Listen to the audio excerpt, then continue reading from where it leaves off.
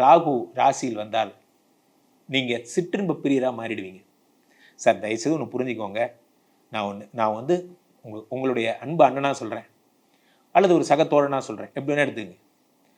ஒரு நல்ல ஷூட்டிங் போயிட்டுருக்கு. இப்போது உங்கள் மொபைலை அடிக்குது, 2 தடவை அடிக்குது, டிங் டிங் டிங் டிங் டிங் டிங், ஒரு 7 தடவை, ஒவ்வொரு தடவைக்கும் 10 செகண்டு, 7 10 70 செகண்டு முடிஞ்சு போச்சு.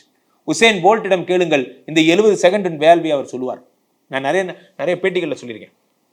உசேன் போல்ட்டிட்ட போய் கேளுங்க சார், ஓட்டப்பந்தய வீரர் இருக்கார்ல, அவர்கிட்ட கேளுங்க 70 செகண்டோட வேல்யூ என்னன்னு.